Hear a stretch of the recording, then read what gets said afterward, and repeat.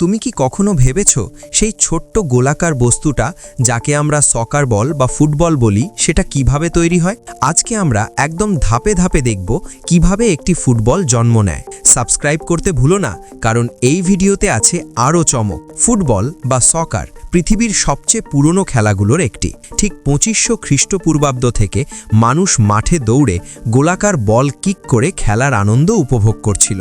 তাই স্বাভাবিকভাবেই এই খেলার সবচেয়ে গুরুত্বপূর্ণ জিনিস সকার বল বছরের পর বছর ধরে পরিবর্তিত হয়েছে। তুমি যদি অনুমান করো যে আমি বলছি সকার বল, তবে তুমি একদম ঠিক অনুমান করেছো।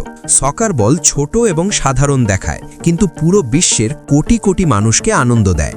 অনেকের জন্য বন্ধু বা পরিবারের সঙ্গে ফুটবল খেলা হয় তাদের সবচেয়ে সুন্দর শৈশবের স্মৃতি। কিন্তু তুমি কি জানো সকার বলগুলো কিভাবে তৈরি হয়? প্রতিটি অংশের সঠিক মাপ কিভাবে বের করা হয় যাতে আমরা এমন আনন্দদায়ক একটি জিনিস পাই? তুমি ঠিক জায়গায় এসেছো। আজ আমরা ধাপে ধাপে দেখব সকার তৈরির পুরো প্রক্রিয়া। সবচেয়ে পুরনো সকার বলের রেকর্ড 1697 খ্রিস্টপূর্বাব্দ থেকে পাওয়া যায়। তখনের বলগুলো চামড়ার বাইরের আবরণ দিয়ে তৈরি হতো এবং ভেতর ভর্তি হতো পশুর লোম, শূকরের ফুস অথবা কর্ক দিয়ে। এই বলগুলো একটি সুজু নামে ফুটবল সদৃশ খেলায় ব্যবহার হতো। খেলায় দুই দল চেষ্টা করত বলটিকে একটি খালি জায়গায় কিক করে নেটের মধ্যে ঢুকাতে, হাতে স্পর্শ না করে এবং বল যেন মাটিতে না পড়ে। এই চামড়ার বলগুলো 1800 সাল অবধি জনপ্রিয় ছিল। এরপর রাবারের বল জনপ্রিয় হয়ে উঠতে শুরু করে। 1936 সালে চার্লস গুডিয়ার আধুনিক সকার বলের জন্ম দেন, যখন তিনি ভালকানাইজড রাবারের পেটেন্ট নেন। ভালকানাইজেশন হল রাবারকে প্রক্রিয়াজাত করা যাতে এটি শক্ত, স্থিতিস্থাপক এবং রাসায়নিক দ্রবণে টিকে থাকে। এর ফলে বিদায় হয় পশুর লোম আর ফুসকে এবং আসে আরও শক্ত, বাউন্সি এবং স্থায়ী বল। প্রথমটি তৈরি হতে গুডিয়ারকে লেগেছিল 19 বছর। বিংশ শতাব্দীর শুরুতে সকার বল মূলত রাবার এবং চামড়া দিয়ে তৈরি হতো। আজকের দিনে কোম্পানিগুলো আরও উন্নত এবং খেলার জন্য উপযুক্ত সকার বল তৈরির গবেষণা করছে। সাধারণ সকার বল তৈরির প্রক্রিয়া: 1. প্যানেল কাটা।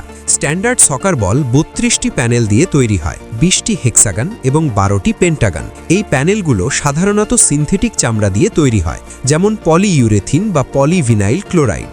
এই চামড়া টেকসই এবং জল প্রতিরোধী। চামড়া শক্ত করতে এর মধ্যে অতিরিক্ত কাপড়ের লেয়ার বসানো হয়, সাধারণত পলিয়েস্টার বা পলিকটন। ব্যয়বহুল বলের জন্য 4 লেয়ার, কম দামি বলের জন্য 2 লেয়ার। 2. সেলাই। প্যানেলগুলো একটি বিশেষ সেলাই মেশিনে সেলাই করা হয়। এতে ডাবল স্টিচ ব্যবহার করা হয়, যা বলকে মজবুত এবং টেকসই করে। 3. ব্ল্যাডার তৈরি করা। ব্ল্যাডার হলো বলের ভেতরের অংশ, যা বাতাস দিয়ে ফোলানো হয়। এটি সাধারণত ল্যাটেক্স বা বিটুমিন দিয়ে তৈরি হয়। ব্ল্যাডারকে আংশিকভাবে ফুলিয়ে একটি স্টিম মেশিনে কয়েক মিনিট বেক করা হয় যাতে রাবার শক্ত হয়। 4. ব্ল্যাডার বসানো। ব্ল্যাডারকে চামড়ার আবরণে রাখা হয় এবং ভ্যালভ বসানো হয়। পুরো সেলাই প্রক্রিয়া শেষ হলে বল প্রায় প্রস্তুত। কখনো কখনো থার্মো বন্ডিং পদ্ধতিতেও প্যানেলগুলো যুক্ত করা হয়, এতে কোনো বাইরের সেলাই থাকে না। 5. গ্রাফিক্স যোগ করা। বলে প্রিন্টিং মেশিন বা কখনো হাতে বিশেষ ইঙ্ক দিয়ে লোগো বা ডিজাইন প্রিন্ট করা হয়। 6. Quality control. বলগুলো চেক করা হয় ওজন, আকার এবং আকারের জন্য। তারপর একটি মেশিনে অন্তত 2000 বার দ্রুত ফেলে পরীক্ষা করা হয় যাতে দেখা যায় সেলাই ইনট্যাক্ট আছে কিনা, ব্ল্যাডার ঠিক আছে কিনা এবং বল আকার হারায়নি কিনা।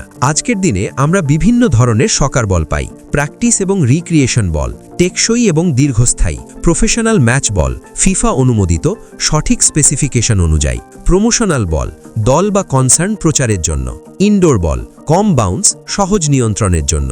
নতুন প্রযুক্তি যেমন মাইক্রোচিপ, ক্যামেরা এবং উন্নত মেটেরিয়াল ব্যবহার করে কোম্পানিগুলো আরও নিখুঁত বল বানাচ্ছে। যদিও ফুটবল পৃথিবীর সবচেয়ে উত্তেজনাপূর্ণ খেলা, সকার বল তৈরি করা মোটেও সহজ নয়। প্রতিটি বলের পেছনে আছে যত্ন, ধৈর্য এবং বিষাদ মনোযোগ। তুমি কি ফুটবল খেলতে ভালোবাসো? কমেন্টে জানাও। আর হ্যাঁ, ভিডিওটি লাইক, শেয়ার এবং সাবস্ক্রাইব করতে ভুলো না আরও এমন চমকপ্রদ ভিডিও পাওয়ার জন্য।